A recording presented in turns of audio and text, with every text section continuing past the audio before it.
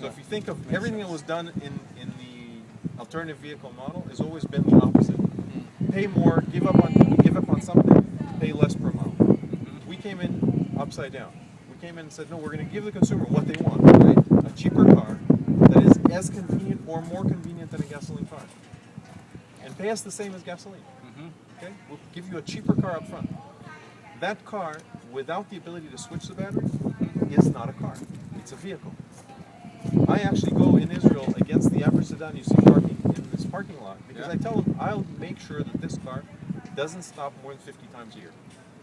If we stop more than 50 times a year for a battery switch, I pay you money, not the other way around. And when you come into the station, you go out in less than 5 minutes because more than 5 minutes is not convenient. And we have to remember, we still are competing against the gasoline car. And if you want to do a niche car, and by the way, the Leaf will do great because niche in the US is 100,000 cars. But that doesn't change the world, right?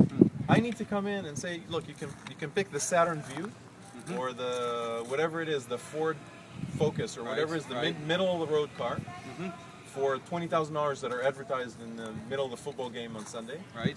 Or you can pick this car for $10,000. Which would you pick? If you don't get to that car for $10,000, you won't see massive change. The car you drove today, right, with the incentives that are in place in Seattle today, I bring that car, we put it in the middle of the Seahawks game, $9,995. With today's incentive, $9,995, $300 a month, drive all you want, all inclusive. And you will make money? And we make money. Okay. Wow. Because you're charging a higher per mile. No, because you guys already put, the feds put $7,500 incentive. You put $5,000 in Washington Yes, State. we don't know if that incentive will last, but yes. Fine, but that car comes in at somewhere around $17,000, $18,000. Okay? So I can come into the middle of the football game and say, who wants a zero-emission, clean electric car, no oil dependency, for under $10,000? And they forget everything I said other than the under $10,000. And then as many of them as you can park outside, that's as many as will be taken out. So if the infrastructure is in place. Right. Now So the cost to put the infrastructure, yes, that was my Who's going to question. pay for that? the cost of putting the infrastructure across the entire corridor, San Diego all the way to Vancouver, is under $500 million. It's less than one gas tank per car in that environment, in that corridor. Less than one power plant. It's less than one It's highway less. project. Listen what I said. At the cost of less than one gas tank per car in the population, either in a corridor or across the entire United States, we can get the entire country off oil. Now, who I cannot don't make that understand decision? that comparison. One gas tank. One What gas do you tank. mean?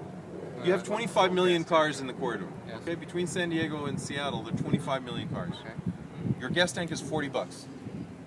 Okay, take $40 per car on the road. Oh, okay, that's $1 billion. Put that $1 billion alone for the infrastructure. We build the infrastructure. At $1 billion, we build the entire corridor. So we need political consensus to do that? You know what?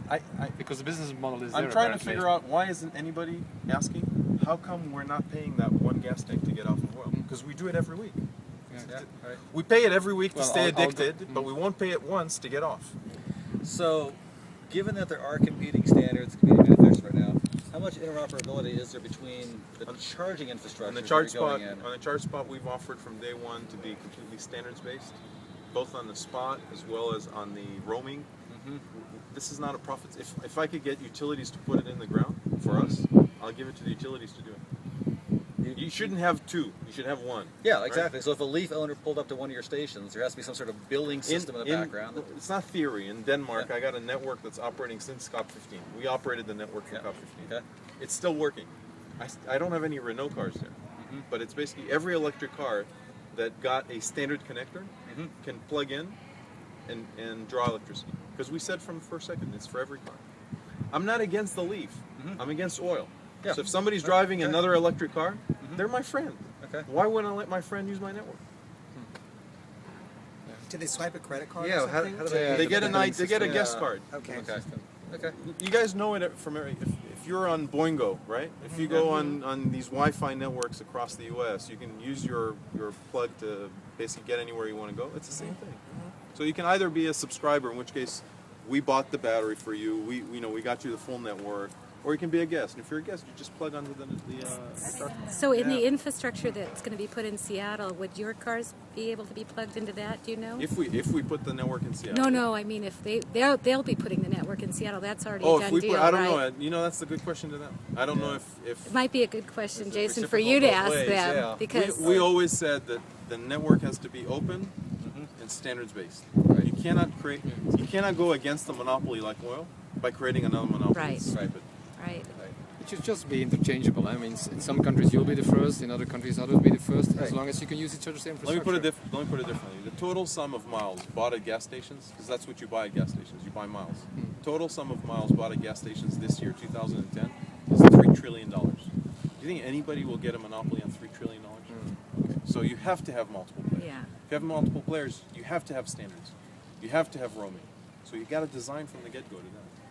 So a car manufacturer like Nissan is obviously producing some cars that meet your battery specifications for the swap out, and then other models that are electric but simply don't meet the better places. Yeah, it's kind of funny because Standard, if you yeah. think about it, a swappable battery works both as a fixed battery and swappable. A fixed battery doesn't work. Right. It's both swappable and Right. fixed. Yeah, We're, so in some ways, we're why super wouldn't they set. do swappable? Again, Yeah. so to your point, why wouldn't they do swappable Right. in every case? The cost Yeah. of swap is Unless about they think there's some cost downside of swap to is it. about $200. It's you're on video. Thank I'm you not gonna very tell you. much. Thank you very much. It was great. How'd you like the Interesting drive? question. That's great. See, that's the main question. 'cause if It was great. it's a It was better car than great. what you drive today, you're gonna drive it. Yep. Yeah. Very nice. David's stalking him. Still that choice. Okay, you guys. Proprietary I plan sustained of- planned this. That Just kidding. That was nice. Just kidding. Turn this inside. Tell me, Shah Agassi.